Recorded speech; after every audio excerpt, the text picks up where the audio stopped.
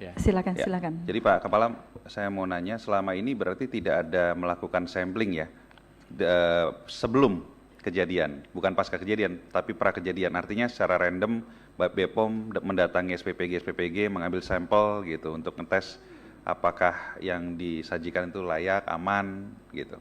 Pernah nggak dilakukan itu? Masuk nggak dalam programnya Badan POM? Tentu secara jujur kami katakan itu belum kami lakukan karena anggarannya belum ada. Untuk melakukan sampling kami belum, karena kan itu sampling itu setelah kita ambil, kita juga membutuhkan anggaran untuk pemeriksaan dan sebagainya, dan itu belum ada. Jadi sampai sekarang belum kita lakukan Izin, itu. Bu Ketua. Artinya, Pak Ketua, sorry, Pak Ketua. Jadi artinya dari rapat kita di bulan Oktober yang lalu, ketika kita semua bersama-sama memutuskan bahwa Badan POM terlibat aktif dalam penyelenggaraan program MBG dari hilir ke hulu, itu tidak banyak perubahan lah intinya sampai saat ini, karena anggarannya tidak tersedia. Gitu ya Pak? Ya. Coba. Izin pimpinan.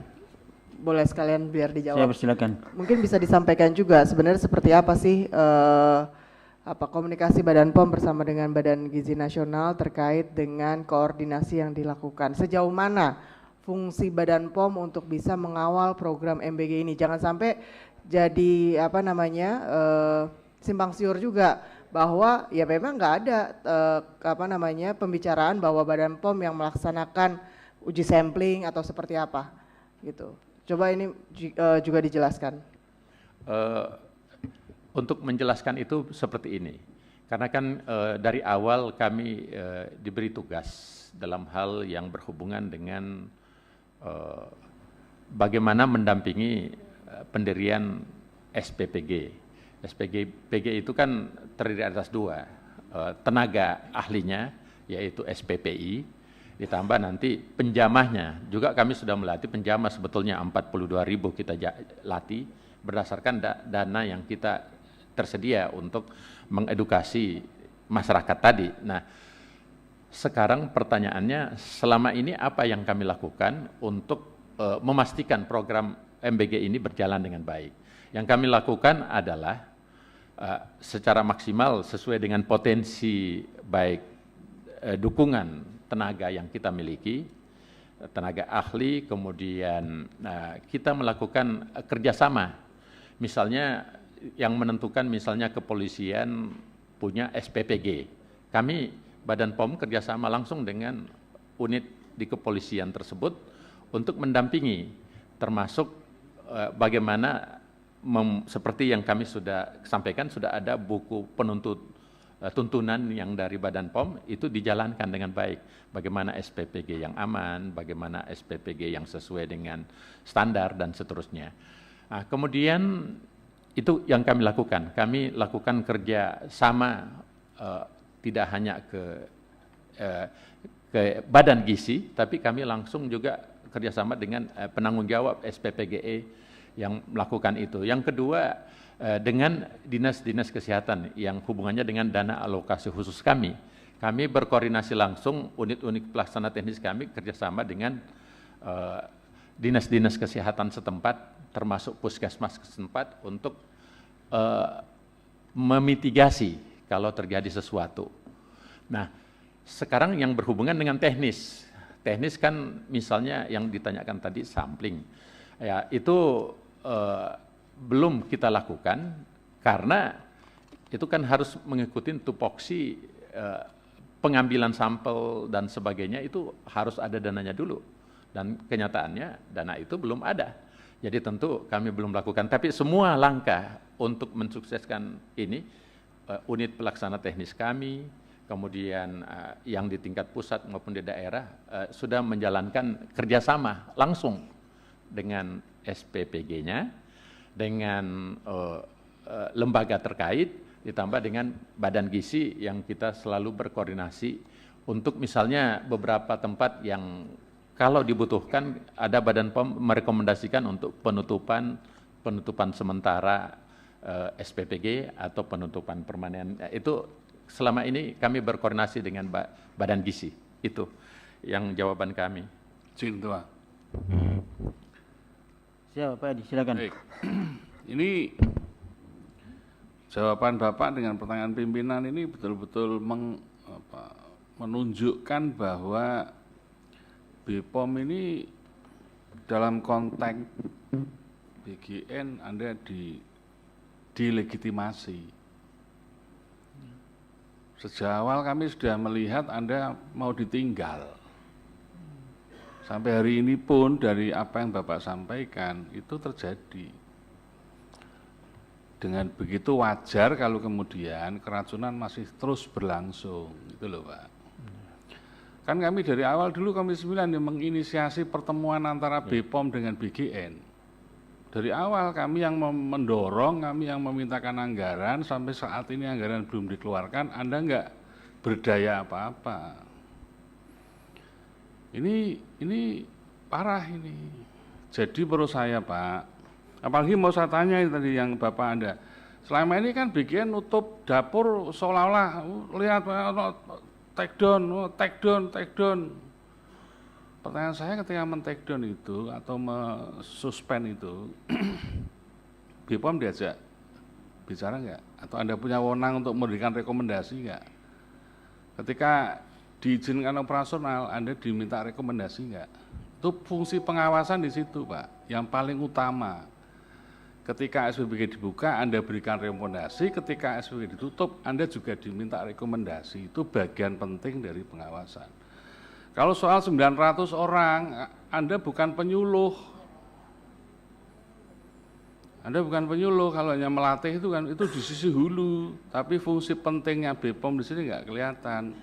Maka yang terjadi sekarang, tingkat kepercayaan publik pada proyek besar ini dan champion ini, presiden ini, itu trust-nya sekarang drop Pak.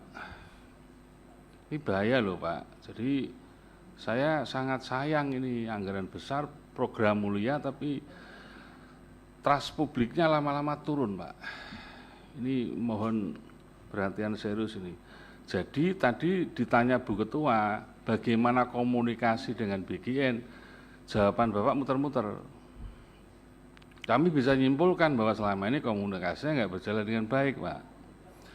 Padahal kemarin waktu pejabat istana datang ke BPOM kan mengatakan bahwa BGN dan BPOM itu dua sisi gunting gitu loh.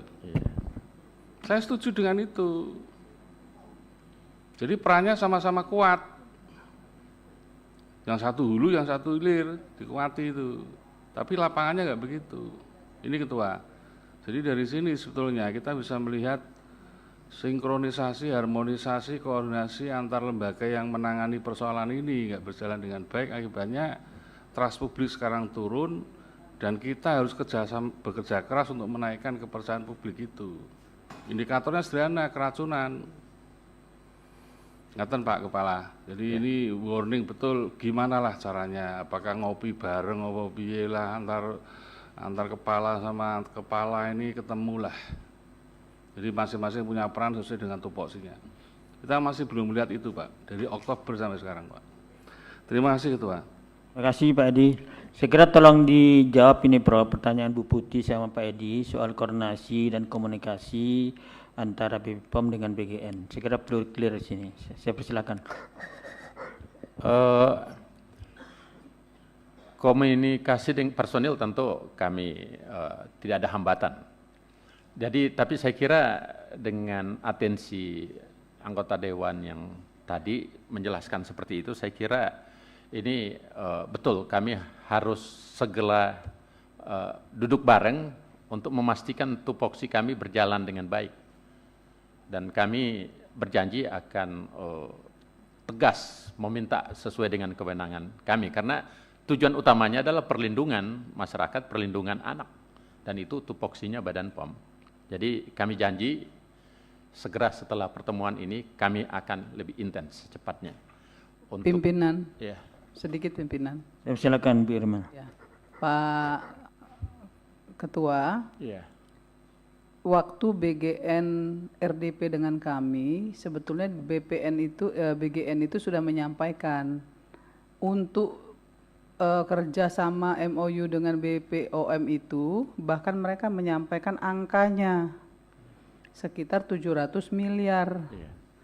Itu tolong ditindaklanjuti, satu. Tapi yang kedua, roadmap pekerjaan Bapak nanti ya, atau tupoksi yang akan Bapak lakukan nanti terkait pangan aman itu, juga nanti setelah oke nih dengan BGN uang diterima, Bapak harus mempresentasikan juga ke kita nih, ke Komisi 9, apa-apa saja yang nanti sudah Bapak kerjakan. Iya. Itu, laporannya sampaikan kepada kami, sehingga ada backup Pak. Ya, jangan sampai Bapak jalan sendiri-sendiri, nanti masalah lagi. Iya. Tapi BGN pada dasarnya sudah menyampaikan ke Komisi 9 di laporan mereka pada saat RDP. 700 miliar loh yang mereka sampaikan ke kita. Nah, itu yang harus Bapak pertanggungjawabkan dan bicarakan dengan mereka. Menurut Komisi 9 saat kami RDP tanggal sekian hari ini, ya kan? Bapak sudah menyampaikan itu ke Komisi 9. Bapak tinggal nagih aja tuh. Iya. Ya, makasih pimpinan. Baik, terima kasih Ibu Irma. Saya persilakan untuk direspon. Terima kasih. Intinya memang awalnya 700 miliar, sekarang yang disetujui dari pihak BGN 675,3 miliar untuk swakelola, bukan 700, dikurangin. Nah, tapi anggaran sebesar ini pun tidak ada masalah bagi kami. Kami akan bekerja keras dan tentu pertanggungjawabannya nanti kami akan melaporkan nanti juga di Komisi 9 nantinya. Setelah ini bisa dicairkan, itu intinya.